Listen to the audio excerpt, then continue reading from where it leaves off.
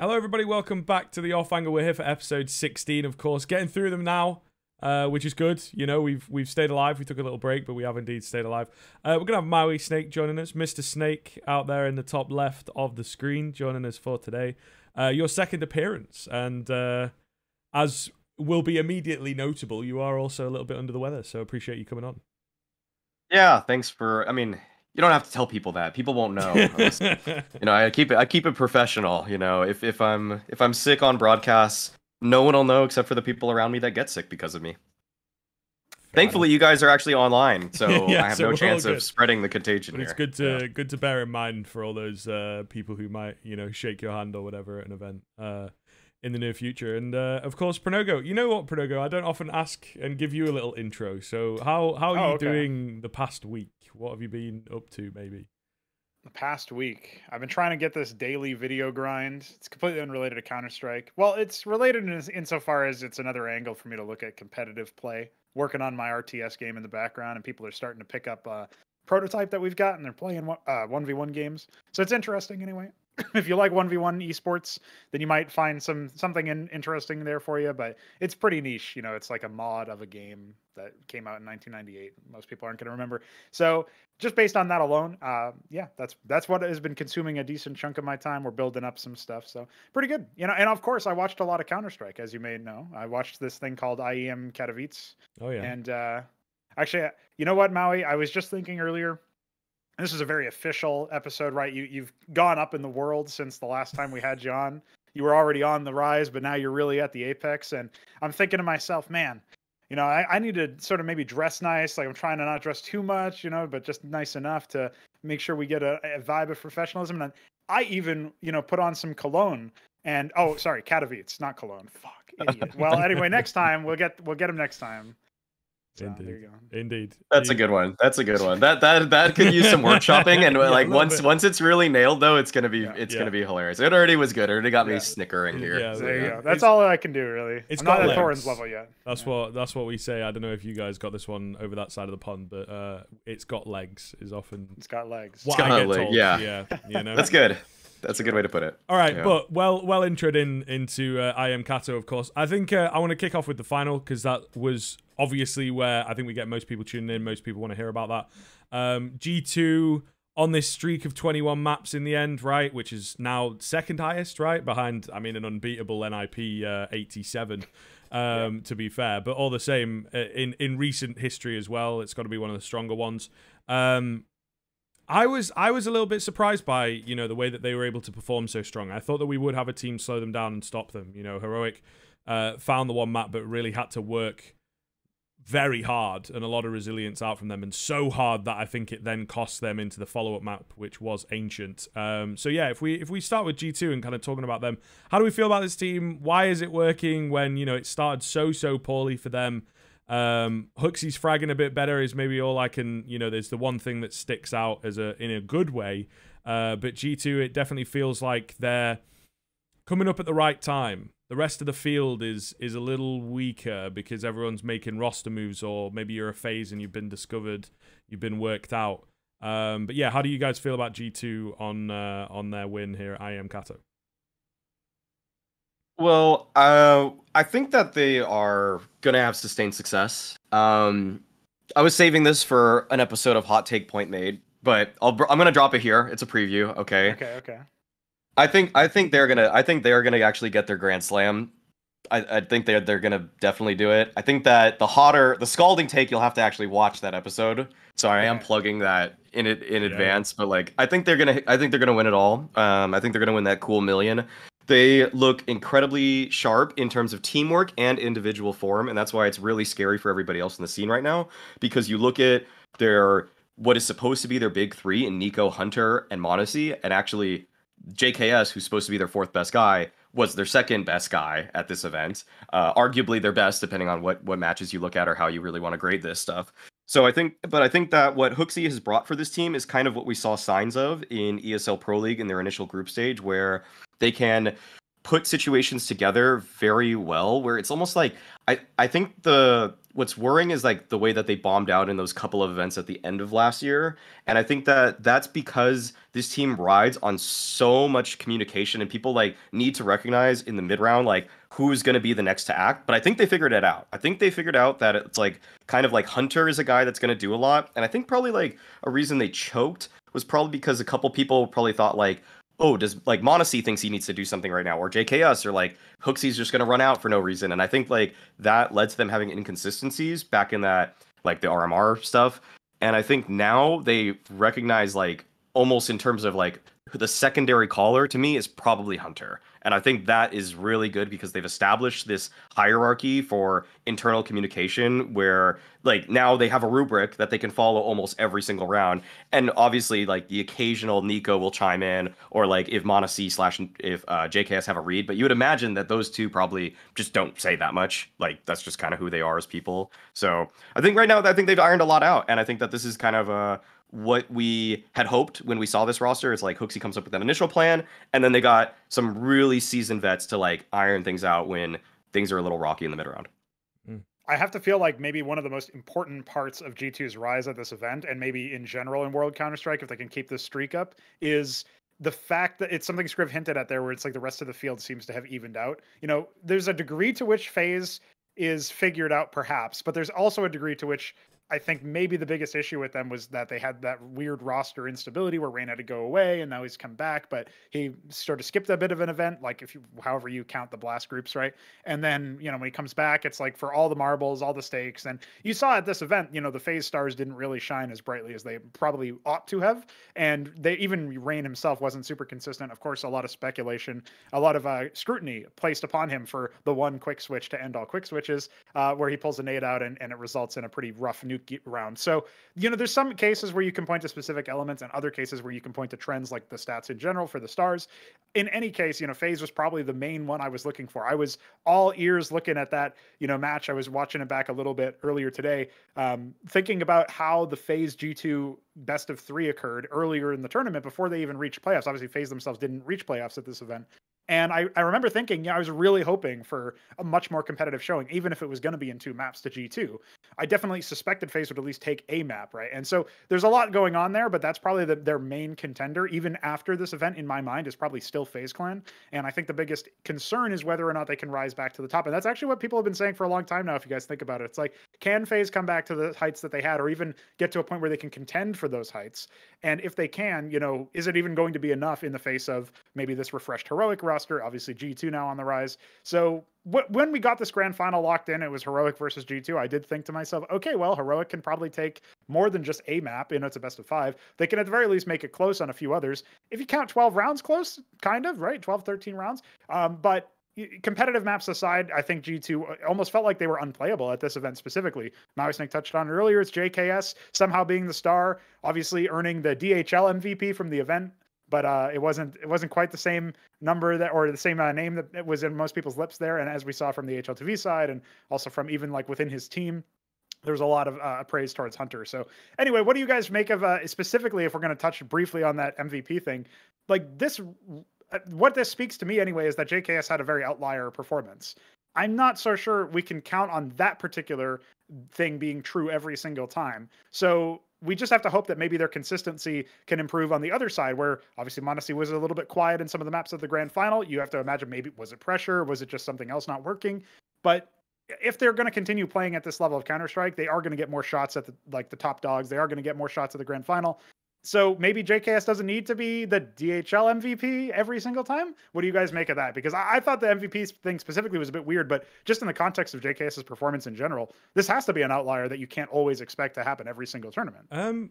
Yeah, I mean, I guess the thing for me is that it looks like, you know, G2 as a squad are a little bit more even across the board, right? I think that's one of the big things to take away from this, is that they're finally getting a few different pieces that, you know, Monacy had maps, Nico had maps, Hunter had kind of the tournament really, but definitely had, you know, some really big maps within the tournament itself. And I think that in the past, we've perhaps seen this team as to be very Nico-centric, where, you know, Monacy very quickly came onto the scene, but then he troughed quite heavily for a while there.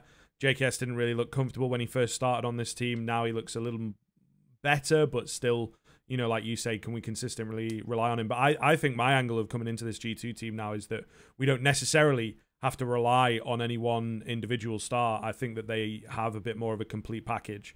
And thankfully they do, because around Huxley, again, even his numbers are kind of up a little bit as compared to where they were, you know, talking IEM Rio time or lack thereof. Oh yeah, that's another point too. I almost forgot. It's like Hooksy being at the level that he's been at before. Like everybody remembers the start of it being really rocky, the Giga Chad being like sarcastic, the fact that he was saying stuff like, "Oh, I can not frag and we can still win everything." Well, it turns out maybe that's not true, but also it turns out, surprising everybody, including myself, he's actually able to compete somewhat. Like, at least in this event, right? He's been able to be somewhat stable, you know, and maybe if he strings, you know, a couple more events together like this, he can be not a fragging IGL, but enough service towards the numbers so that he's not like complete dead weight statistically. And I think that is going to allow G2 to maybe have a little bit of a quieter JKS moment in the future or something to that effect, right?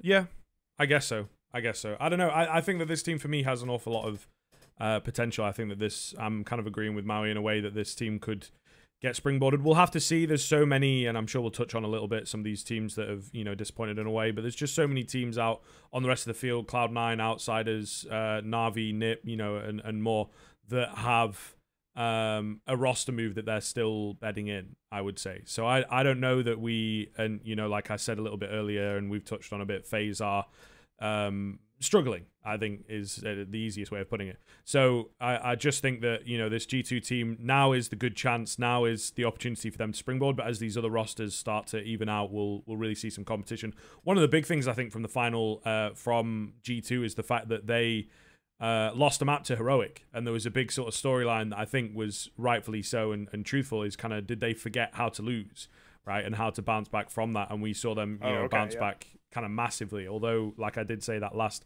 that third map was awfully difficult of Mirage. You know, that we kind of expected G2 to take, not handily, but cleanly enough.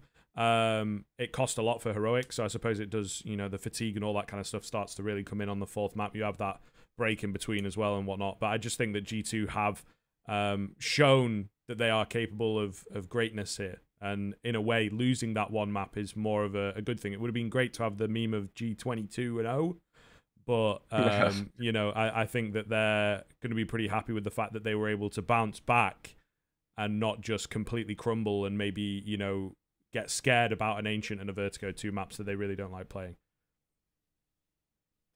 I guess speaking to fatigue a little bit, I feel like it's kind of hard for me to like really like quantify how much they like felt that. I guess like I think that I'll almost like make this a little broader, because like it's kind of hard for me to like really like pick on that and say like for sure anything.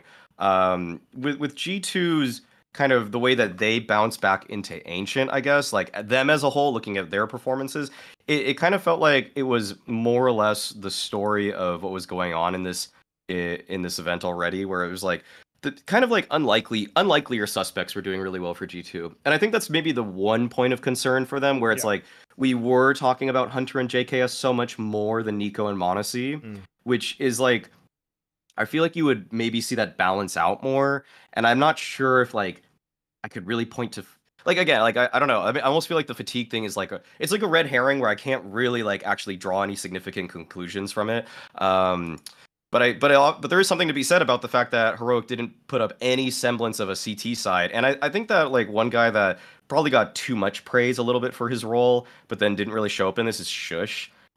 He's playing that A side a lot, and he just kind of was not really doing much of anything. He was like clean entry, I think, a couple times, and sometimes like the initial plays were just like too hard for him to handle. And so there's a chance that actually now that I think about it, have Heroic really played that many BO5s? Because maybe that's actually something to take into account. Like, I don't know if Shush has played like BO5s before, whereas you know, actually, like, yeah, I don't think he really had.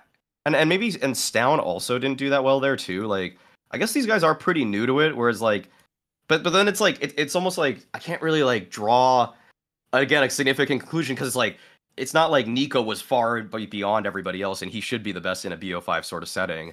But Okay, yeah. Okay, I don't know. Someone else take this because I feel like I'm not finding anything from the BO5 setting. Well, clearly Heroic are not super good with fatigue. They got fatigued with their old logo and changed it to this shit. And this is their fucking penance, honestly. We're on this again. We're on this again. Yeah, the yeah, logo. yeah, yeah. I mean, it's a little bit of a pet peeve. I don't know. I think it's actually fine on. I mean, we've talked about this before, right. Script. It looks fine on the jersey, but on HLTV, it's like super compressed or something. Yeah, so it's just like it looks fat. It's like something's wrong with the aspect ratio or something. I don't know. Like my graphic design brain is like, what the fuck is going on? But anyway, aside from that, I do think that as far as the fatigue angle goes, it is one of those things that is really difficult to quantify, but G2 have more experience than that. I mean, even their 0-3 loss to FaZe Clan was still precipitated with like a million overtimes across several maps. I think maybe the last one was a 16-14 on Dust 2 from memory, but there's obviously the Mirage that went to, I can't remember if it was 4 or 5 OTs, and then even before that, I think it was 2 OTs for the first map and all this other stuff. So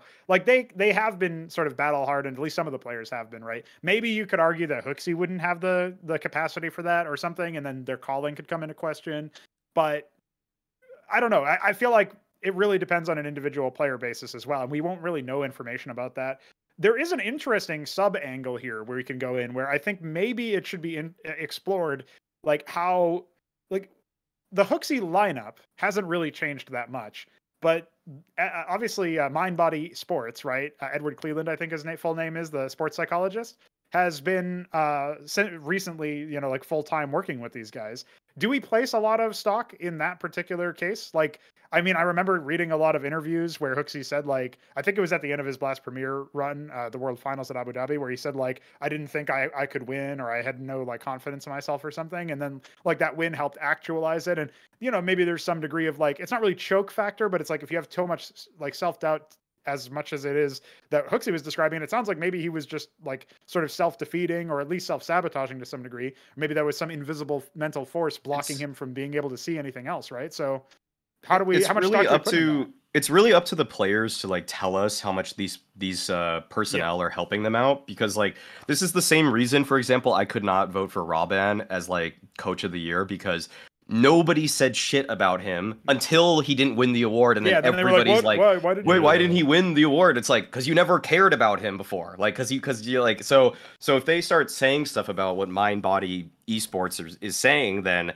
we can take that at face, like I'll just take that at face value. I bet he is helping, given what they've been doing lately since he's been added. But I need them to say it's that and not like a tactical change, because I don't know if like Swanee was like, hey guys, I actually showed this new flash that actually is the reason that like we're winning these rounds. But they're not going to tell us these tactical buffs that they've had lately unless it's way down the line, because nobody wants to reveal their secrets like that. Whereas something like this, you actually should be pretty willing to just say outright, like, yeah, this guy has helped our mentality a lot in high pressure moments. We do some mental exercise, or when we time out, like this thing happens, and he came up with that. And so like, yeah, we're better after timeouts now. So it's up to them. Hooksy started reading the Book of Dune, of course. And he found out that Bene Gesserit line, right? And he's like, fear is the mind killer. Yeah. And all that. So yeah, he figured it out anyway. So, from Frank Herbert to Hooksy, Rasmus, I forget his last name. There you go. That's it. Yeah, I'm sure that's actually exactly what he did. He just started reading. He just started going to the library. Yeah. More knowledge. So I do think that there is an element to that which is kind of interesting, where obviously if you think about how Hooksy has been set up in this team, like that's why I was bringing the sports psych up, right? Is like it's weird to me to think that nothing changes about the team, and then suddenly they get better. So I'm naturally looking for like, okay, what was the switch? What could have flipped the switch here to make them a little bit better, to make it so that they could win even that Abu Dhabi World Final? Obviously, it was like at the end of the year, a lot of like asterisks were placed on that. Obviously, Kassad, I think it was on Hot Take Point Made, was saying, "Oh yeah, this is this is a banana cup, and we can just forget about it." And like, I don't. It's not a banana cup, but I get it. But I get why he says these things. Yeah. Yes. Definitely not a banana cup, but like, I'll just put that out there to counteract that. It's not like EG was at the tournament. Kassad, come on, bro. It's not exactly. They're like 8 teams in a bracket that's just like, or not a bracket, but a format that's like, they get a couple lives. It's it's like 8 of the best 12-ish teams. I mean, OG was the weird one there, but obviously like dude, like the other 7 are really, really good. Like everybody's trying. Like, you know, a couple. I mean, Apex told me he's like, we're gonna power up for this event. So obviously, Vitality was trying really hard. I think a lot of people are trying to end the year on a high note. So it's not a banana cup. Yeah. Like nobody wants to like just go to Abu Dhabi and lose. Like they're not trying. So I mean, whatever. Got to get that Somebody off cut my the chest. headline. Nobody wants to go to Abu Dhabi, and that's it. That's the end of the line. I think, you know what, Kassad? Maybe you thought you were saying Banana Republic, but those are 2 different words in the English language. Got him. I'm not gonna touch that I had to one. get a few. I had a few. That joke is only good if you don't even know what a Banana Republic is, because it doesn't even apply. But anyway, I will say the main takeaway I wanted to say from that is just whether or not we think that the psych helped them out. Like, was it a mental issue that we felt like was defeating G2? It did look like sometimes they just lost the plot, right? They lost the plan, and now that there is a question, you know, Scriv, you asked earlier, did they forget how to lose? Right. Clearly the answer seems to be no, because they bounced back after the 1 map loss. But I'm interested in whether or not there's like a deeper like thing there where maybe they didn't forget to lose. It's more that they like it felt like their initial plans worked really well. Like it felt like they were rarely challenged at this event. Obviously they did end up losing a single map, but it was like, this was almost an undefeated run if you look at it. And that would have been, I think, the first time in Katowice history, if I'm not mistaken. So like, that's one of those crazy cases where like, wow, how did you manage that? But on top of all that, it's like, okay, well, if they are never going to be tested, then obviously they can win and look easy doing it. So I'm waiting to see at like the next couple events as we get more and more closer to this Blast Major. I'm really interested in seeing how that like sort of shapes up, because for me, I look at it like G2 could contend for a title now. G2 could contend for a, you know, world championships now. And maybe they can do what FaZe failed to do, which was win everything, the big 4, right? So it's possible, you know, for them to do at least something on the level of that legacy. That's obviously aping some of your point there earlier, Mauisnake. But I have to wait before I can put any more faith in them. I think clearly the Hooksy doubt has been dispelled to some degree, but it's just a question of whether or not he can continue this trend forward. So at the very least, I guess Snappy won't be joining G2 after all. And my last point at it's the last episode of It's Server Time, never to be seen. Maybe next year, guys. Maybe next year. Unlucko. But yeah, I think just to touch on that quickly, I think that when it comes to the psych, I feel like it might be a combination of the two. Maui mentioned a little bit more the tactical side of things being changed up. We're not entirely sure. And again, yes, it would be great to hear from players. But I think it's got to be a combo of the two. I think that this team at the moment looks like it's just relying on less on some of its more obvious pieces, right? They gave like JKS loads of spawn-based plays to mess around with on the T side. So I think that they have worked some things on the server, and then out of the server, I think maybe bringing them together. Edward doing a good job of that, and ultimately proving why we need more of these site coaches. You know, you got to bear in mind, like, Astralis started winning more when they got sports psychology and stuff way back when, one of the first teams to do it. So, yeah, it just feels like the energy is a little bit different, and maybe they're just not...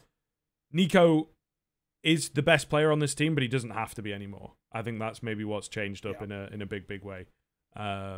To say the least. Let's move on a bit to Heroic then. We've talked about G2 there, the clear winners, but Heroic, I think, you know, fill out this match, this roster quite well, in the fact that it feels like we had the 2 best teams in the world right now, at least the 2 most consistent.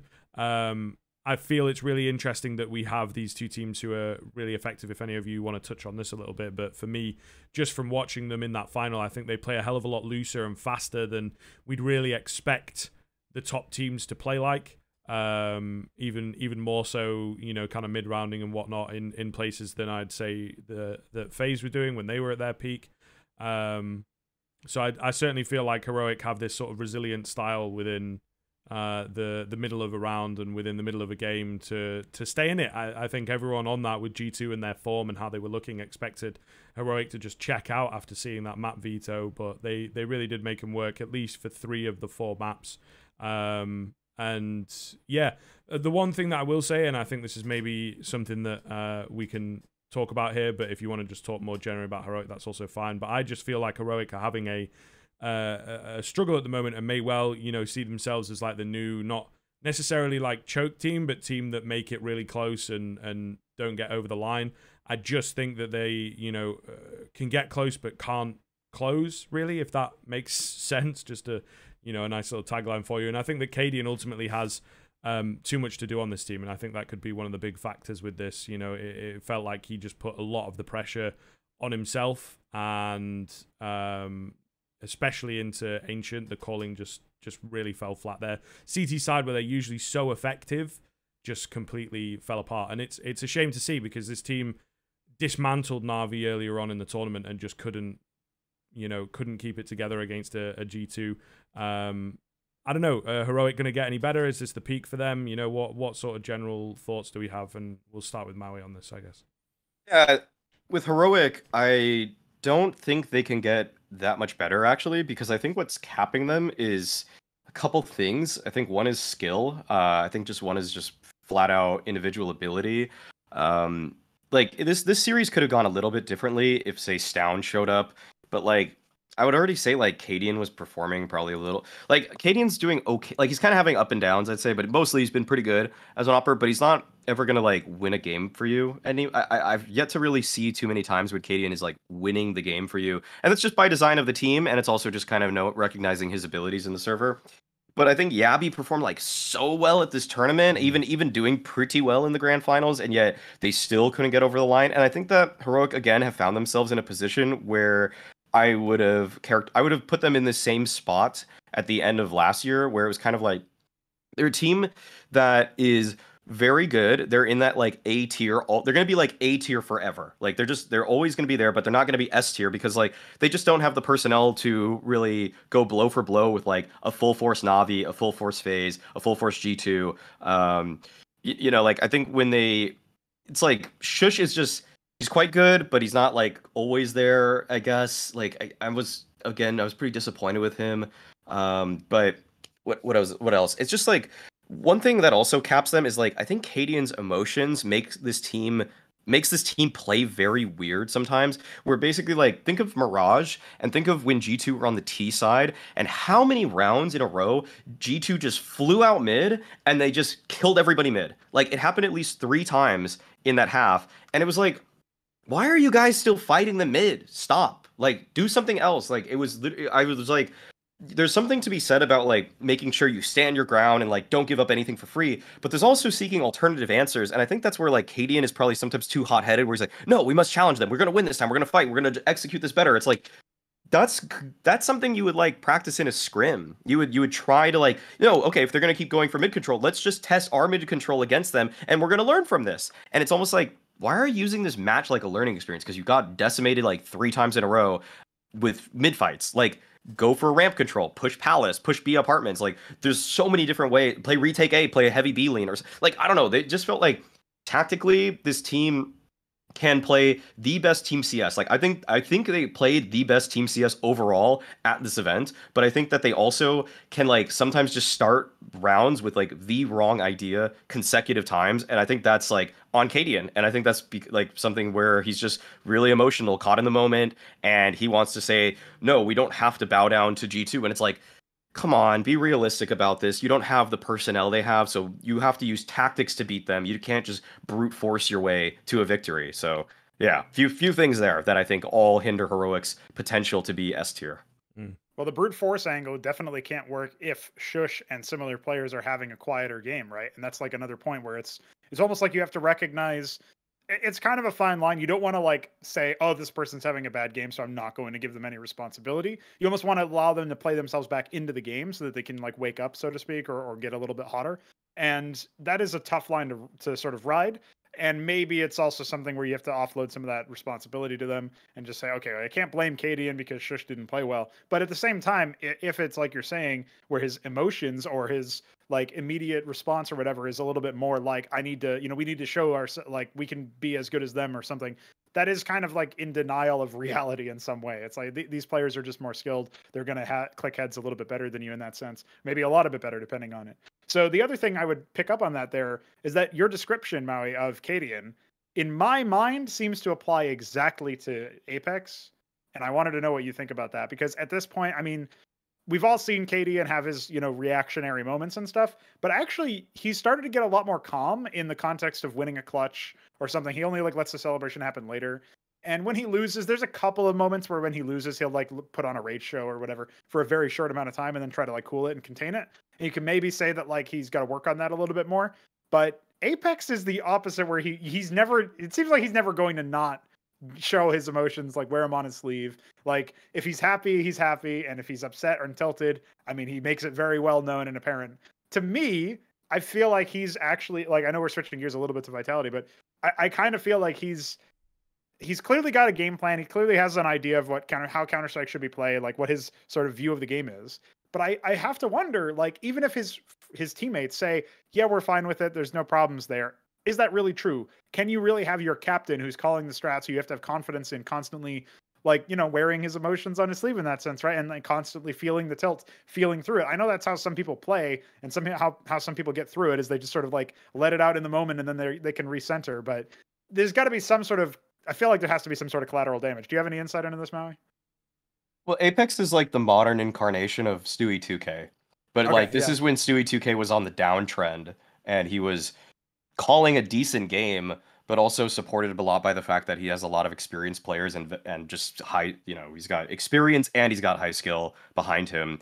And I do think that Apex is coming up with decent game plans. I think sometimes he has good reads on the T side, but then we also can see like the emotional collapse there. The most obvious round that really typifies this, I guess, is round 30 overpass, where he just calls fucking Monster Rush. It's like, bro, have you ever watched a pro game of CS before? Because we all know this will lose you the game. Like, this is like the tilt call of all tilt calls. Yes. So I would say that, yeah, Apex is like a worse version of this, because Cadian actually, I think the thing is with Apex, he almost probably at this point gives himself a pass for not performing well because he's the leader and he's calling strats.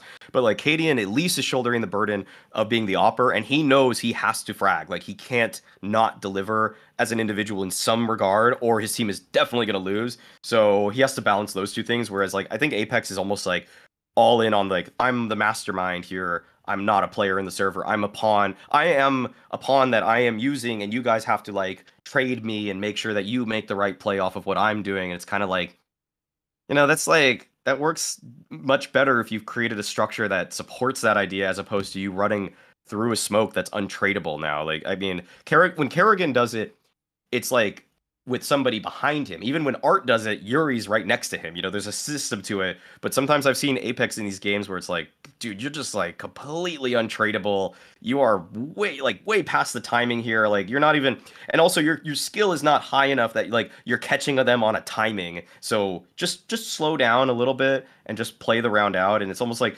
the scariest thing for Apex is being in a 1v1, because I notice every time he like plays in clutches, he just swings. He'll just like basically, I feel like I've seen it probably over the course of when they won Pro League, so many rounds when they were playing Overpass at that, he would just plant on B site or like A site and just swing off of default immediately, like not recognize what utility he has or anything. And I think that's kind of how his brain works. It's just like, boom, I need to do another thing. I need to do another thing all the time. And I think that gets him in trouble, where sometimes waiting is the better option.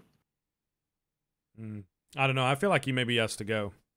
That's my episode of Hot Take. You know what I mean? I think that he's really costing them an awful lot. With it just doesn't seem like a team like this should fail. You know, and Pro League seems to be a little bit of a flukier one for me. Not really a keen standout, but I think that Apex, you know, at this point has to be the only move that they have left. Magician in-game lead, I suppose. He's done it in the past, not for a while, and not to massive success. But I don't know. I think now that we, you know, move the conversation onto Vitality, I suppose, and where they're sat, I think they should be doing better than this, and we've seen them be able to do better than this. They still have the second best player in the world. There's maybe an argument to be made, but there's definitely going to be an argument, you know, if both of those teams, actually C9 included, keep failing upwards. So yeah, and I mean, that map against Liquid is a great watch, but you should never be losing that, and it's one of the biggest comebacks in recent history. So, you know, if not 13-2. Yeah, like, right. That doesn't happen in pro games, you know, like it's you just shouldn't. There's probably on HLTV you add to the statistic that's like, you know, 99% of the time, and then there's like the one win, and it doesn't make any difference to 99% of the time you win from a scoreline like this. Maybe even 100%. It said 100. It said 100%. 100.0. So it was actually like rounded to the nearest 10th. It was 100%. Because it happened apparently once ever before or something. It was an online game, yeah. Yeah, it was an online game between Sangol and something. Somebody. Somebody. Some losers. Right. Dead now, of course. But I don't know. What do we think? Apex gone? I think Apex got to go. We'll not stay on Vitality for too long because there's not too much to say. But to give a opinion on what Vitality need to do, it needs to. Personally, I wouldn't mind them just doing an Apex and Dupree out. Bring in. So I usually, when I make these kind of claims that people need to leave, I usually want to have like an alternative there. right. And for Apex, I think you could go with like Shuhei, I guess. But like I don't know, it's kind of tough to say if that's a good leader for them. But I also think if you really just want to get Magisk as the in-game leader, then you could do that and just get 2 really strong riflers. And if you just poach from somebody like Maus, or you poach from like, I don't know if OG is good enough, honestly. There's got to be some riflers out there that are decent enough that they could probably manage with. But I does Apex need to go? I think you wait till Paris, honestly. I think you give them that, because I think that it's too short notice now, and I think getting this roster in a good place in 3 months is a little like, just see how that goes.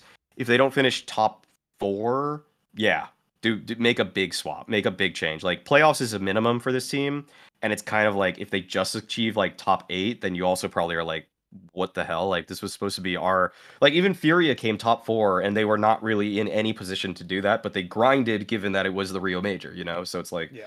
The Vitality should have the same fire lit underneath them right now that they need to be shaping up immediately. Yeah, I think I can concur with that. I mean, I thought that the window to cut Apex is probably, like, it was probably last year at some point, like late last year, if you were going to do it. And they decided not to. You know, they decided to keep with this lineup. All right, you're committing to at least this major then, in my mind. Because, yeah, the idea that you're going to, I mean, it's going to be in May, and we're halfway through February. So the idea that you're going to try to shape up the team in basically like 3 months or less, mostly likely less, with all the finalization of roster moves and stuff, like, no, it's not going to happen to that degree, right? So, you know, we'll see. I mean, like, the fact that G2 won this event in such dominant fashion, the fact that a bunch of other teams are sort of like in this weird spot where they can't exactly be placed, or like, you know, Heroic is maybe hit their ceiling and Faze is trying to figure out where they are and so on. Yeah, I think Vitality could at least challenge for top 4, right? I mean, it's them. I guess the other thing that we could talk about, even though that they didn't make an appearance in the playoffs, obviously, is Cloud9. And we're going from, like, you know, obviously Scrib mentioned earlier, we're going from like a team failing up with good player to team failing up with good player. That's Cloud9 as well, just like Vitality in that sense. And it's like, I kind of look at them like, I actually don't know if they're a contender for playoffs at Paris. Like, at this point, it feels like maybe they don't even make the main event. Maybe they get stuck in the sort of what was previously the qualifier, right? The contender stage or challenger stage. The challenger stage, maybe they get blown up there too. Like, I don't know, man. This team, I feel like, I know it's early to call it because they just made the roster move, right? And they don't really play that many events, but I feel like that's actually one of the problems with this team, is that they don't get blooded quickly. And so we extend the amount of time. Like, you look at the 21 map streak that G2 had before they reached the grand final, or like before they lost the 1 map in the grand final. It's like, that happened in such a condensed period of time that I think we probably were surprised to see that number be achieved so quickly. But on the same time, like, to get 21 maps for Cloud9 played, you would have to have like half the calendar go by because they barely play. So at the very least, like tier 1 CS, right? And so I just look at that and I'm like, what is Cloud9 going to do to try to get into gear, into shape for the Paris Major with their new move that is very heavily scrutinized? I don't know how much like the public pressure seems to affect them. You know, maybe they're insulated from that anyway, but I just look at it like, I'm so confused. I never understood why they decided to cut Inters of all people, but I also never understood why, like again, like the move that they bring to, I don't know, Maui, I know you could talk about this for a little bit at least, so I'll just pass it to you. But it just, to me, I am just befuddled, like, consistently by Cloud9's choices insofar as their inaction previously with the roster, and then when they finally pull the trigger on a move, it's like, I mean, it's not the worst move. Obviously, they still have Axel and Shiro, but I just can't imagine like that being the thought process. Like, yes, this will solve our problems. No, I don't see how it would. I mean, I don't think Cloud9's ever gonna really accomplish anything with this 5-man lineup. That the way they lost to IHC was pretty pathetic.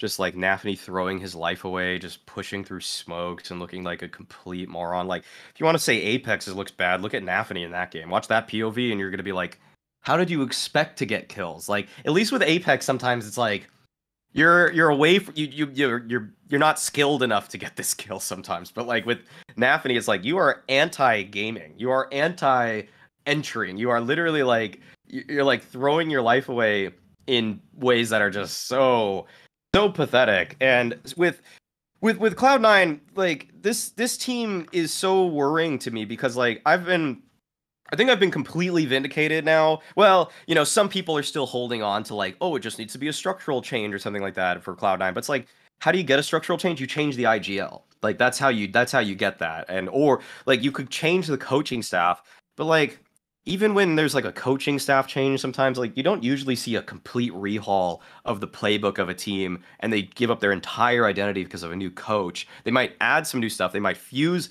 the play styles of the IGL or the remaining IGL and the new coach, but they're not gonna like just scrap everything usually. So I don't even think I've ever seen that actually. So with this team, what's the worst part is like I just am constantly worried about the mental resilience of Shiro and Axile. Like, how long can they stay this damn good on a team that is not performing well?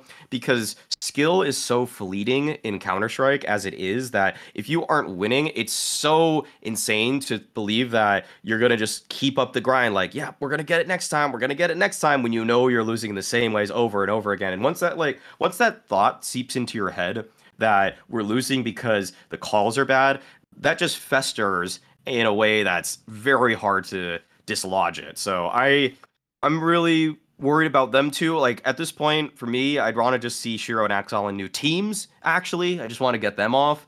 But like because it seems like they've somehow outlined for Cloud9 at this point that they're gonna keep Nafany. It's like why? Like what? Like that Dallas win was like. The Dallas win is just like when your individuals play at a level that's like unheard of. Basically. So I just don't think their win conditions are ever really stable because it just relies on two kids to like jiggle peek into every angle and clutch every round out. So like, where's the support? Dude, he was cut. That's where he is. He's out. He's on the bench. Well, yeah, that's it. That's true. Like the one thing that did support them. Yep. Indeed. I don't know though. I mean, again, you have to bring yourself back to the question of like who do you get? This is a topic that often comes up is the fact that we have, you know, kind of an IGL starve in ways. I don't know, Boomich is out there maybe. Would you say that would be a Boomich was my first call. Like I made the thing, when I said it at the very beginning, I said Boomich, people laughed then, and I think people are coming around to the idea slowly, which is like, I mean, I get why people were hesitant then because Boomich had like, you could see him doing an allegedly illicit substance on a video or whatever, and so like that's why people discredit him. But like now you think about it, and there's like Jerry and Chopper, and honestly, just give me any of them. Just give me any of those three. I think anything's better than what they got. So I'm not even picky here. All right. I think the most realistic one is probably Chopper because Jerry seems to just be permanently betrothed to Fours. Yeah. Like I don't think he's ever going to be separated from them, and it's weird because I think if you kind of like if you talk to the guy or if you kind of maybe read between the lines sometimes.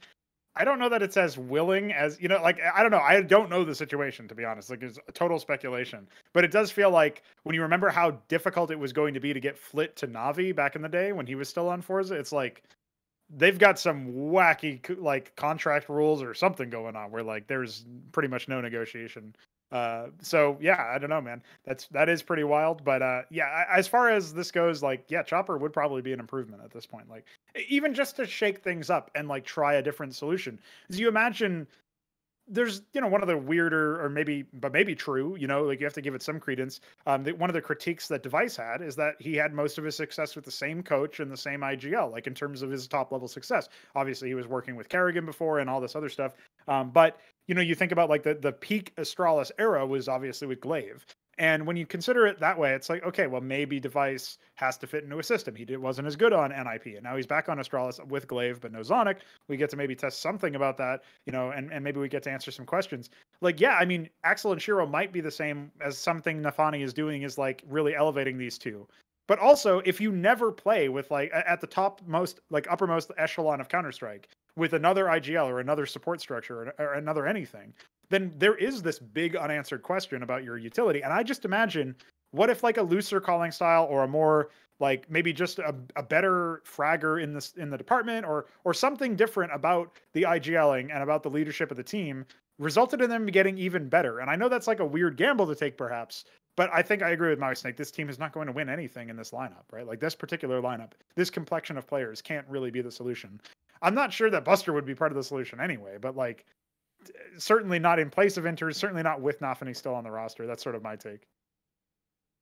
All right, well, I don't want to add to the Cloud9 fuel there that you've got on the little fire, but yeah, they just got to keep warm somehow in the winter. I mean, you shouldn't be losing to IHC anyway. It just sort of speaks for itself. To be shouldn't be almost losing to Ents. Shouldn't be.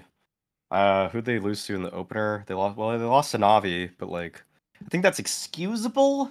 But like, you would think the form they would have came into this event with would have been better than that. Yeah. So. To at least take the map.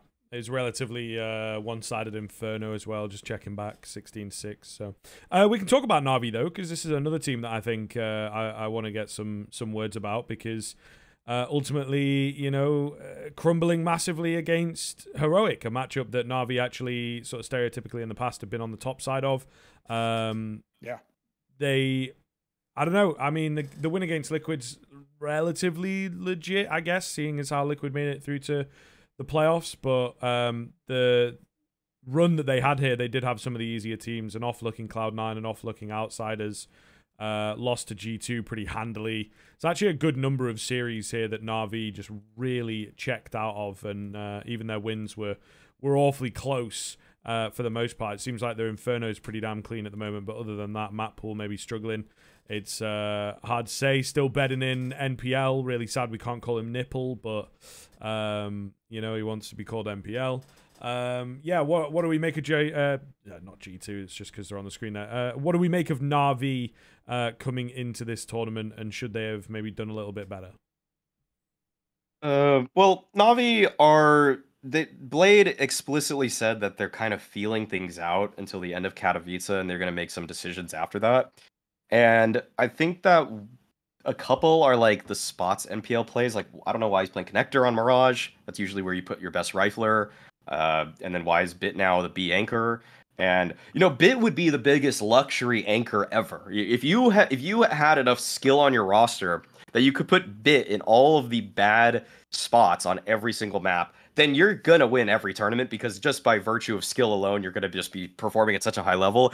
So for NPL to be holding the position that needs to, one, frag out, but two, also kind of be a secondary caller, like the Connector guy needs to be saying like, hey, a anchor guy, let's do this now. I can fall back, or like, hey, mid guy, let's swing together, or like whatever. He's not usually the guy that's like dragged along, because he needs to be aware of like what he's doing so much that if the T's have a timing, he needs to be like, he'll have to veto so many calls so frequently that like you can't put a rookie there. That's just a bad, like Blade is doing a couple things right now that make me believe like he's like an idealist to a fault, because he would like, you know, if this works, then we're gonna be the best team ever. And it's like, yeah, but like you're giving up so much at present to just try these things that like probably would take 6 to 9 months to really get rolling, and the major is coming along pretty soon, and you could probably change things after this, but then you just missed out on all this potential live practice you would have had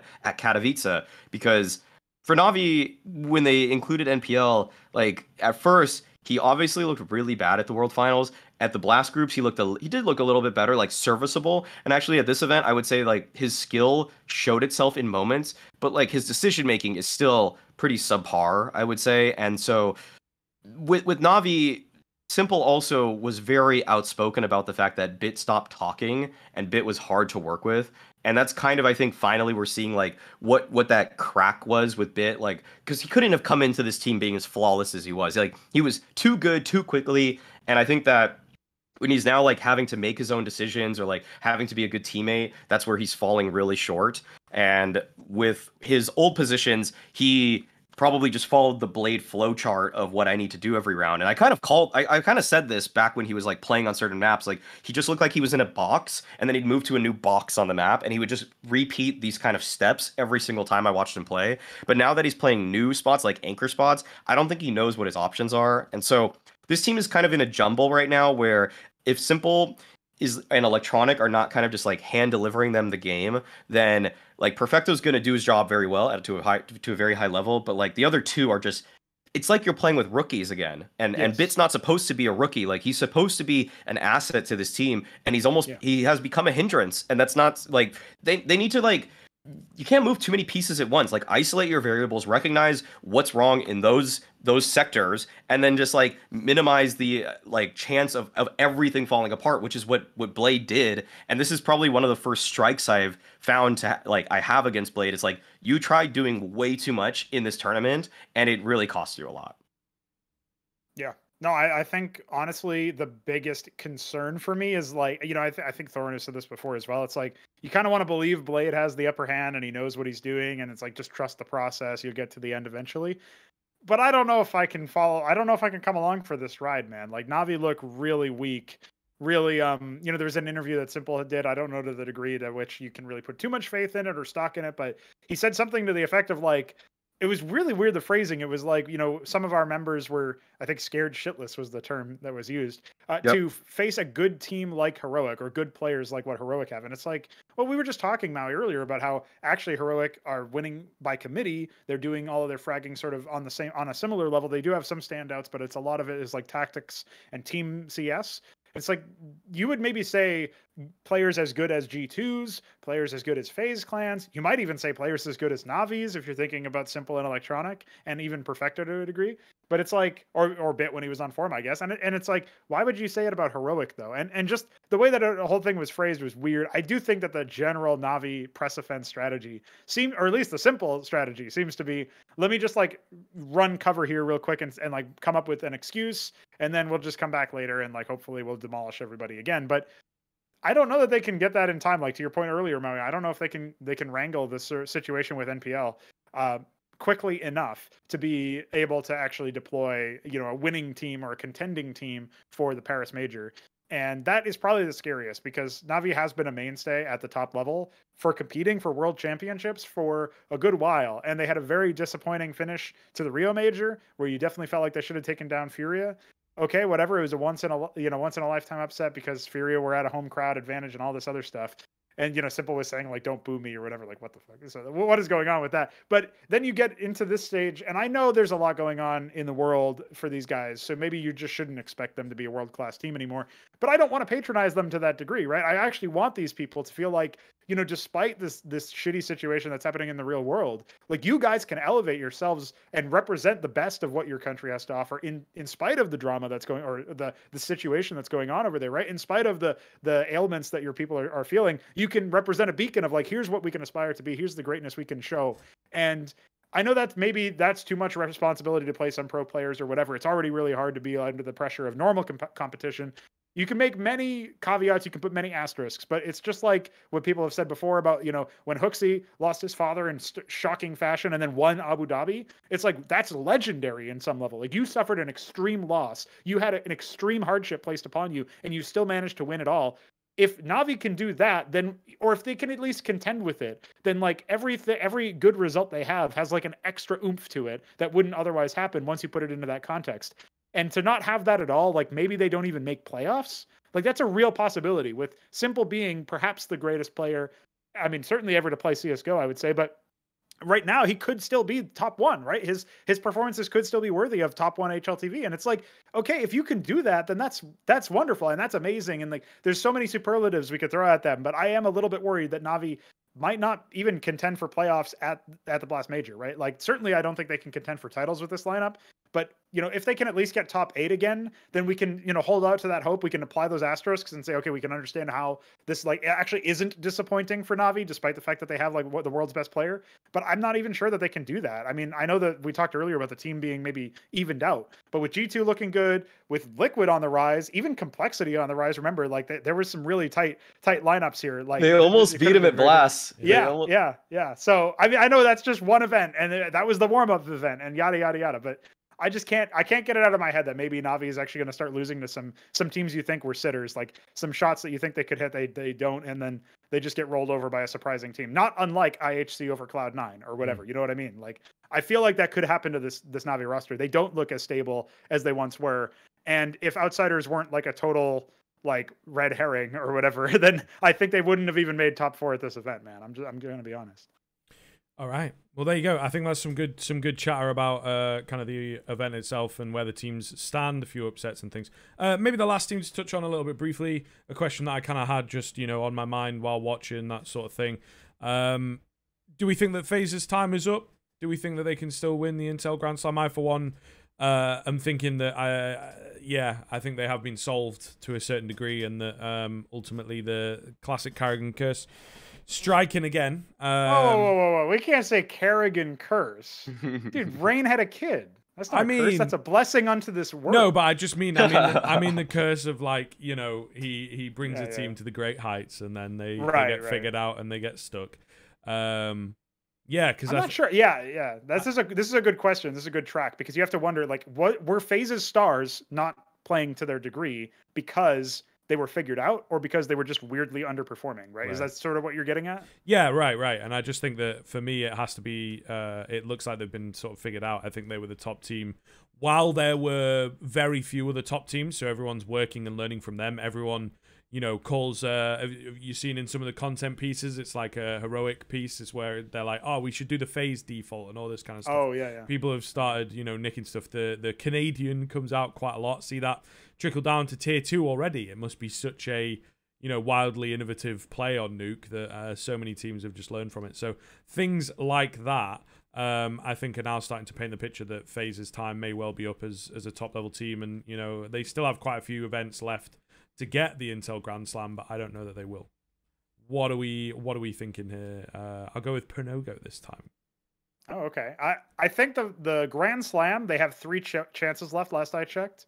And I'm sure one of those is going to be a case where maybe G2 or some other top 1 team in the moment doesn't go or doesn't attend. Like, I feel like they can. It's still sort of depending on the bracket draw. It also depends on their own form, but I feel like maybe there's a pretty decent. I could tell you the events right now. The events that it's the upcoming Pro League season. It's the IEM event that's going to be in Brazil, right? And then Dallas, the IEM in Dallas.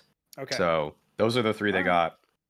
Well, depending on visas, if we get another shit show Dallas, like the one that Cloud9 won, where like, okay, yeah, they did win it, hats off to them, and they even beat Faze in the playoffs, right? And so you have to say, I think that's pretty good, but like there were so many asterisks next to that event. I hope we can get the visas and the transportation sorted so that this American event is much better in that sense. But regardless, if that is going to be the case, I do feel like this team is great enough that they almost must be able to trip over and win one of these and just get the million.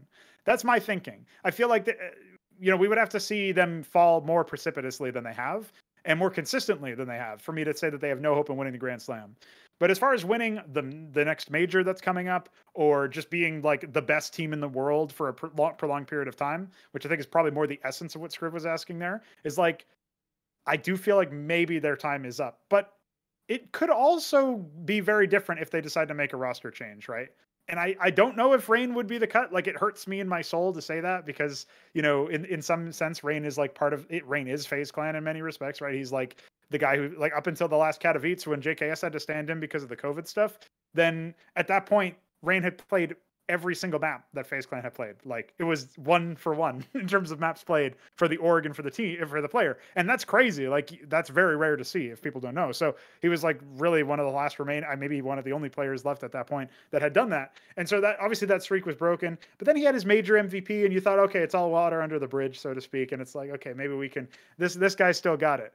But also a lot of people said, rightfully so, I think, that maybe that was just an outlier similar to JKS at Katowice for G2.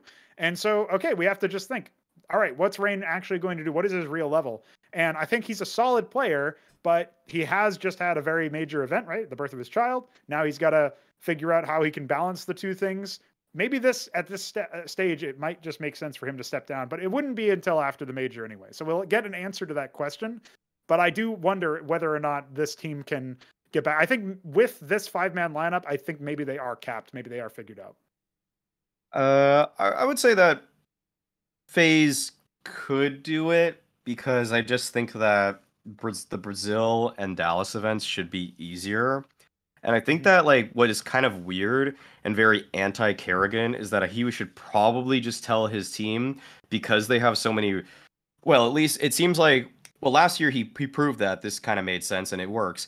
Is that he said all we really care about are Kato, Cologne, and the 2 majors. Obviously, Yes. the last major didn't really go their way, but for the other 3, they were able to just check them all off, and they looked pretty good doing it. I mean, close games, not like not like those weren't not like NAVI almost beat them at Cologne, but I mean, right. In terms of the other series, the 3-1, 3-0, and so for Faze right now, I definitely don't think that they're like figured out, because I just think that this team has so many tools and weapons, and that they can always like between Rops and Kerrigan, this team seems like they seem to be able to innovate pretty regularly. Like they grind hard enough in terms of tactics that they can bring something new to the table. It does seem unlikely that Rain is going to find the form that he had at the Antwerp Major anytime soon again. In fact, I would bet highly against that. In fact, I would bet that he doesn't see above a 1.05 rating for any S tier event for the rest of the year. I think that's probably the absolute best he does on any of them. Because that's just what happens when you have a kid and you have other responsibilities all of a sudden. So, but I do think that, and what I was alluding to is that I think what Kerrigan should say is that, Rain, we know you're a father, but for Dallas, this is going to be the weakest event. It's going to be the easiest travel on us because Brazil's going to be tough. We're going to grind insanely hard for Dallas. And this sounds weird because obviously we care about these other events more, but we want to win that Grand Slam so badly. We're going to put all the pressure on ourselves. And even though, like, if they're like weaker mentality players, then they don't deserve to win a Grand Slam anyways. But say just we're going all in on this event and we don't care. So like what's Dallas? So Dallas is May 29th, and the major itself is ends the week before. Yeah. And so what we want to do is we're not sacking the major, but we are we are saving strats for Dallas. This is like the most never before have these words been uttered, but we are saving strats for Dallas. And I think that could do it for them. If they actually literally just don't show everything at the major, or they like start to also use the major to just test stuff a little bit more. It sounds so backwards in terms of what your priorities should be, but the Grand Slam to some is like, if you could have one Grand Slam, one major, or you have 2 majors, I don't know what people choose, honestly, anymore, because the Grand Slam is just as prestigious, if not more. I for one think it's actually more impressive. If you win these 4 events, it's so crazy to win that many events in a row. Like, outsiders will never win a Grand Slam, but they won a major. Gambit would never have won a Grand Slam, but they won that major. Like, that's why the Grand Slam is hard. Like, the Grand Slam's harder. So if you want to go down in the annals of history for CSGO, you need your Grand Slam every all time. Like, we saw Astralis, Navi, and then a Liquid team that was just ablaze do it. I don't know. You need to, if you want to punch your ticket into like the Hall of Fame, that's a way to get your name on the first ballot. Oh yeah, absolutely. I think the IGS is just way more in that sense. The Grand Slam is definitely more. It might not be prestigious in the minds of players, but I think in terms of like us as analysts, us as pundits, the fans in general, we can all recognize that winning 4 tournaments is harder than winning 1 tournament, even if maybe for some of those 4 tournaments, not everybody wasn't present or wasn't trying quite as hard. And so, yeah, I mean, talk about a thing for hot take point made there, Maui. If the hot take being Faze should save strats for Dallas and sack the major. There you go. I'll use that there too. I'll use that. I'm double dipping on that. We're workshopping. That's what Thorin did. He like made a video out of something he said, like just out of nowhere on this episode, on this podcast. So everybody can just do that. It's all the symbiotic relationship of CS content, right? So indeed, the circle of life, as it were. Yeah, that's why I'm here. This is my major, and Dallas is my hot take point made. There you go. There you go. Fair play. Cool. I wanted to move on then. We've obviously talked about the event itself, you know, it's the main focus of the entire episode, really. But I wanted to talk about the production. This is also where I can get a bit more involved. I always feel a bit more confident talking about the quality of the broadcast itself. I actually think this is one of the better looking events that we've had in a long time, if not one of the best. Atmosphere and crowd interaction and all that kind of stuff is going to be a bit hard to beat for a while with IEM Rio and indeed IEM Brazil that is coming afterwards. But in terms of the way that the whole event flowed, the way that the set looked, you know, not just the playoff set as well. I think the whole Hall of Heroes sort of being in it was a really nice touch. Maybe little bit, maybe you can speak to this as well, Mauisnake, a little bit awkward on the desk there because it was like sort of small. You know, so I'm not sure if, you know, maybe we just do away with the desk for the first section, but ultimately having, you know, teams across from each other, the sort of frosted glass effect so that they were, you know, just over the other edge but couldn't see, all this like kind of cool stuff.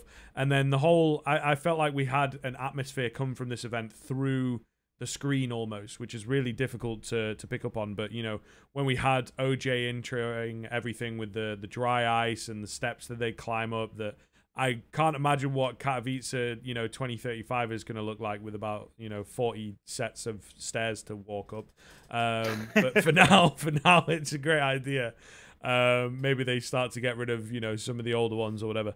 But it all just looked brilliant. And the LED screens has been something that I've like had in my head as, you know, a way to open up and let people in, you know, and just kind of bring the big image all the way back down to these smaller players. I thought that, like I say, the atmosphere of it could be sort of felt through the screen.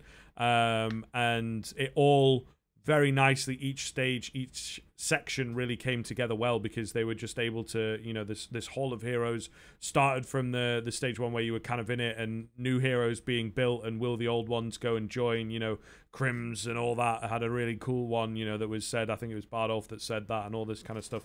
And it flowed really, really nicely into then the playoff stage where it's like, right, we've had a load talking about the heroes that did exist. Now we have the creation of new ones and who else is going to join them. And it just felt like the history of the Spodek, the history of IEM Katowice was really solidly put across. And I think that it should be a template that ESL use on different events, to be honest, just the way that whole set looked. Not too much focus on the pyrotechnics. LED screens is definitely how it should be done. And it looked like a great event, to be honest with you. So what are your guys' thoughts here? Maui, kick off with you because you were obviously on that desk for a period. How did it feel? How did it function? And did it make your job any easier, I guess? Yeah, I thought it was I thought the set was incredible, actually. I thought the set was really nice for the group stage. I didn't actually work the playoffs. But for the group stage, so basically the way you would envision it is like it's on, for maybe people that weren't watching the desk segments as closely, is like you're almost like on a dumbbell, and it's like the middle portion of the dumbbell, like the long part is like this catwalk, and in the middle of the catwalk was the trophy, and that constantly has this like beam of light on it. And so like every shot in the background, you could see the trophy right behind everybody. But what the other sides of the dumbbell have are where like the weights would be normally, is that you had the stage that both the A and the B stream are on. So they're mirrored. And so that provided this feeling that there was no A stream or B stream, like they were of equal value, because last Katowice, they had an A stream, which was on their pretty wacky green screen that I think most people ended up detesting, myself included. And the B stream was like kind of at this weird like cave that you sit down and you're like at a desk, and it kind of felt a little goofy and it felt kind of cheap. But now they have the dumbbell thing and the mirrored stage, and it was like right behind us. We have the hall of all the banners of these champions of the years prior, and you could see the players right behind you. And I really loved how close we felt to it, because right before the game's end, we can just like look at the players and we can see their reactions and we could hear who's calming. And you know, like it's kind of a broadcast thing. Like we're not supposed to really talk about what comms we're hearing. So I'm not digging in too deep on like, oh, I heard this player was raging, or oh, I heard this kind of in-game leader get frustrated, whatever. It's more just like the emotions. You were right there. We could feed off of that energy, and then throwing to the game is like we're throwing to these players that are right behind us, essentially, with the casters too, obviously. But I mean, we're throwing like it felt like a more fluid product visually, and I hope that was well conveyed because I thought it was one of the best setups yet. And I also think that the Telestrator was actually set up by like day number 2, and that was cool too because we could break down a couple plays with that, and it was like, the screen was like, it was like a camera that was like top down, and so we could like draw on it or whatever, and we could like all gather around it, and we could like do X's and O's and things like that. It was overall just a really, really great setup. And with the playoff setup, which from what I saw, it kind of reminded me of what they did for the Rio Major, where they did a couple things where like the opening day shot was kind of more in the convention center or the stadium itself, and then the desk was right there adjacent to the stage from like a lifted area, like a balcony type of area. And I just thought everything looked really good. I've heard from the casters themselves the setup that they had, because it was like they had like a program feed. They both had their own individual program feed, and then they had computers in front of them so they could look things up or just use GoTV themselves. And that's really sick. Like if you have like essentially 4 screens dedicated to 2 casters, you're just gonna probably cast better. You're just gonna look at the things you want, so you could bring better color commentary, or even if you want to on play-by-play, you could like look at one guy that's on the other side of the map, or whatever. You could press tab anytime you want, which is always a nice feature. And yeah, so I think they nailed it. I really think that they did an excellent job in terms of production value. In terms of tech delays and stuff like that, like pretty far and few between. I feel like I was like the victim of maybe like one tech delay, and it was probably sub 10 minutes, like one longer one, and it was still, I'd say, sub 15 minutes. I forgot what even happened, but I remember that stuff happens. But yeah, I mean, it was better than Rio. It was actually better than Rio. So props to them on that one. Yeah, I just feel they uncorked the money, right? I think that the biggest thing for me was the screen behind that, like the big LED screen that Scriv was talking about there, especially for those playoff games. It's like, I imagine being in person, it was super easy to follow stuff along, where normally it's like maybe it's a little bit harder if you get the wrong angle or something, but I feel like they covered everything pretty well. And the stuff behind the screen as well, showing like, everybody loves their, fire graphic when the bomb explodes or whatever. But then you see like a big image of the people who are still like the impact player shows up right between them, right? And also you get to tell, like, just based on the lights behind. This is not a revolutionary idea, by the way, but like you get to tell based on who's still lit up behind there, who's still alive in the round. And the way that it was set up anyway was really good, from like being able to understand all of that information at a glance, so that even when I was seeing it from the picture-in-picture, which is like smaller resolution on the stream, I was still able to pick out some pretty important details that might have even been easier to do than actually watching the stream, which is normally where you'd think maybe you get all the details. So yeah, I think there was a nice W in that column. I do think that in general, the show, I mean, like I said it before we even started, it's really nice to get some more arena games. Really nice to get some more arena Counter-Strike. Those are obviously like the pinnacle of competition, and so those were the ones that always feel the best. And I'm glad at this particular case that the production of the event only added to it as opposed to subtracting it for the most part, right? So you didn't have similar situations as obviously Maui said earlier, like Rio and whatnot. Like this is a very positive step in the right direction. And it's like one of the, also, I mean, just as a general fan temperature check or whatever, it's probably like the first time I didn't see, for example, all of the threads on Reddit or all the complaints on Twitter saying like, oh, they keep switching away from like the diffuse, or they keep switching away from people hunting because they want to show the crowd, or like, I mean, maybe that did happen and I didn't see much of it, but that also is getting better. And I know it's kind of silly to say, good job, you did the basic thing, but like also good job you did the basic thing, because some people don't fucking do that. So it's nice to have a competent showing, right? Yeah, I think we definitely got the extreme of it at IEM Rio. There was just kiss cams so and blah, blah, blah. many of that type of thing. So maybe that's also part of it, is that we've just been toned down a little bit so people don't notice it as much anymore. It's not taking over their screen. I do feel that this event starting to maybe prove that the Spodek might be one of the better arenas. At the very least, it looks like it fills out well enough. It feels like, we have some really genuine CS fans over in Katowice, and there's a lot of setting up their own sections. The G2 support section, the Danish, heroic support section was really cool to see. And I think that it has started to grow its own kind of life in that sense. And it does just feel, we're not there for the heart of Germany. You know, everyone's into Counter-Strike. There are a lot of people who I think have maybe traveled to go to Katowice as well, because it is, you know, this great historic event, and how many different champions there've been, and it just felt like the Spodek really had a magical kind of atmosphere, and yeah, it stood out massively. So hopefully the events do take note in the future, because things are really starting to step up, and it does feel like maybe the money is now finally coming in. You know, it was difficult and rumor milly for a while that it's like, oh well, yes, they're obviously getting it, but we don't really know when. And it just feels like the extra level of oomph that this event had really did speak to a little bit more of that money being spent. Also felt really good to have like, and this is not the first event to get it, but I think they're starting to get more comfortable in it, like proper true sideline reporting. I think that the game moves so fast, you know, in between maps, and they want their breaks and all this kind of stuff. It can often leave us a little bit in the dark, but we have, you know, Banks pretty consistently doing it, and Shocks as well is maybe going to slip into that role quite easily, and it just really keeps the action coming, really keeps the crowd, and importantly the people at home in the know in terms of, you know, what is going on, what's being said, what kind of extra tidbits can they add. And I think that that's really valuable to just the quality of a broadcast, to just, you know, keep people on the screen. I think that what this event did really well is keeping people watching, making sure that there was always some kind of content going.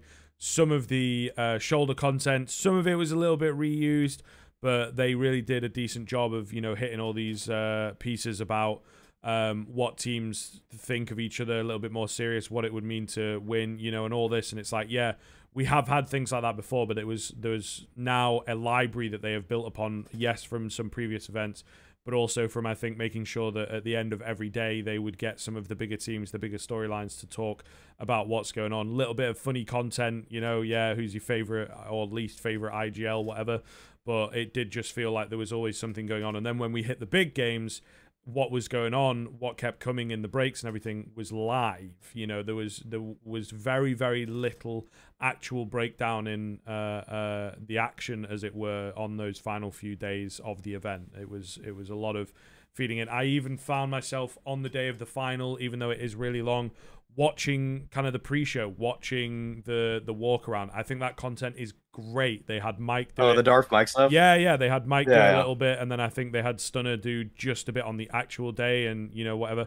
And that content is really, really good to just, I think, get people watching early and to just build a bit more personality around the talent. Hopefully they'll start to involve more members of talent and whatnot, but you know, we had a few, and at the minute they're kind of, you know, again, need workshop and need legs, but they are getting better. And there's a couple people who are clearly naturals when it comes to the content creation side of things, you know, and I think that there's just constantly something going on, something to watch. And hopefully now, yes, with the money coming in, it'll keep up, and maybe they actually bring on some proper content writers to work with. Anything else to kind of add on that? How did you guys feel, Pronogo? How did you feel about, you know, sideline reporting? Probably a role that I'd feel you would do a good job at. So what did you think to all the reporting that was going on? Oh, I appreciate that. I mean, I was smirking a little bit when you brought up Shocks, because there was that moment where she catches Yakinder coming out of the overpass comeback. Holy shit, Yakinder! Can I swear? Yeah. There's some good moments. Yeah, I thought that stuff was pretty good. What I heard about your comments on the content in general is finally, in other words, right? Finally, in the grand final, we didn't get Surf and Chill. Yep. I am appeased. Yep. I am finally at peace with ESL production, just based on that alone, dude. Thank God. So, all right, we're back, boys. We're back. So, yeah, I mean, all in all, it was pretty solid. I do think that if they keep that sort of sideline stuff going, they keep catching that. Obviously, sometimes I think it was Blast doing this, but like Banks would maybe catch up with somebody, write down some stuff to report on, and then that would happen so that like it was sort of live, like he would say it, and then they would play it back sort of after the break. Well, yeah, I'm pretty sure. Right, yeah, exactly. So I think stuff like that also works, but it's it's always better for impressions and everything else to get it from the horse's mouth, as it were. So you know, I didn't mind either form of it, and in this case, it seemed a little bit more personal.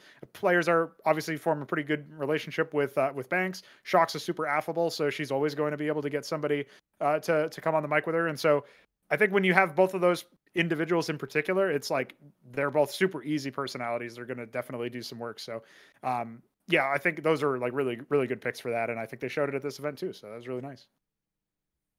All right. I don't even think Mike was employed the day that he did that. I think he just, because he just stayed longer. Yeah, you know? right. Like this is. Okay. He actually,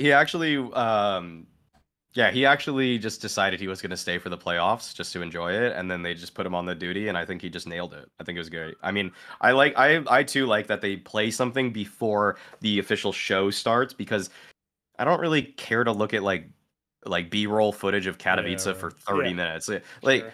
Also, thank God it was on YouTube. Holy crap! Like, Finally. I like, you know, before I was working as many Blast events, it was nice because I could just watch them from the leisure of my home. I could just have my laptop on the whole day, and I could like go in and out. Like I could run errands, I could go to the gym, but I'd come back and I just press play at where I left. And I would just watch it at my own leisure, and now I do that with an ESL broadcast. Thank you so much for doing this. Thank you for the exclusivity deal ending, because it honestly is such a huge quality of life improvement. And also another thing, I was watching this with Scrawny actually a lot, and we would like when I used to watch streams on Twitch with somebody over TeamSpeak, what would happen is like we would refresh. Oh, where are you at? Oh, okay, I'll just hold on to my comments until like 3 seconds later. But no, we just paused it and until the other person caught up. We'd press play at the same time, sync our what we're watching, and then we'd just be watching the same thing at the same time. And it's like, I don't know why that's so hard with live stream stuff, but it apparently is very hard. And so just having the capability to just use YouTube, like, yeah, sure, I miss out on maybe like one meme that's funny per playoff game, you know, like I'm sure I missed off on some Twitch memes, like honestly, like, and I hope this just come my way eventually. Usually those like are like in Reddit replies or they're on Twitter or whatever, and so I don't really worry about like the good ones will surface, right? The cream rises to the top, right? Exactly. So. Exactly. But with YouTube, it's just such a significantly better viewing experience. So thank God for the tube. Yep, it was very enjoyable. We talked about it a little bit last episode, didn't we? About, you know, the exclusivity deal ending and how that might change things, but the YouTube player is just so much better. I mean, you know, I don't think that many of us that like to say pundit, like to say analyst, you know, whatever word you want to use for avid watchers of the Go.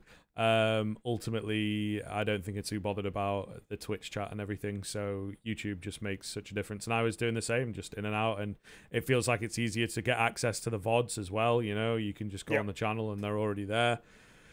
It is kind of way better in every way. It maybe doesn't have the culture or whatever, but YouTube is just on the up for me. So we'll see. Hopefully they can get this major in 4K, and then we'd be enjoying all the goodness. But time will indeed tell. Yeah, listen, I know I said this last episode, but I just have to say it again. You can't even really say Twitch culture. They took your fucking PogChamp boys. Yeah, it's over. Right. It's over. It's Reptiloids now. What else do I have? What else? That's all I've got. Still have Lul in there, you know, little Total Biscuit action. Still have to like install 10 different browser add-ons so I can type tech W. What the fuck is that? Why is that? I know. So ridiculous. Yeah, like people complaining. The people complaining about losing their Twitch emotes are the same people that are complaining about losing the Confederate flag. Okay, I mean, maybe not the exact my culture. Same. Yeah, maybe my culture. right. PogChamp will. I think I understand the sentiment. Yeah, I understand. The PogChamp guy actually is. That's actually pretty on the nose for who he is as a person. But obviously, it's a snake that they use now, or a lizard face, whatever it is. A snake, you say? Definitely not as good. Definitely not as good. All right, cool. Look, boys, I think that's going to do us, right? We've hit about an hour 20 or so on the podder there, and the two gentlemen above me have got some stuff to do a little bit later on. So, indeed, we will call it there. But another fine episode of The Off Angle once again. We are all in audio. Maybe say this at the beginning, but if you want to go back and catch some of the other episodes on your own time, don't want to leave them open and all that good stuff, slowly but surely I'm working my way through the library of sort of re-recording the videos and whatnot when I indeed have other things to do myself. So there's about 10 or so of them already on there. Do be sure to go check it out on Anchor and Spotify. But once again, as always, thank you very much for watching. Thank you to the two wonderful gentlemen above me for joining, and we will catch you again next week.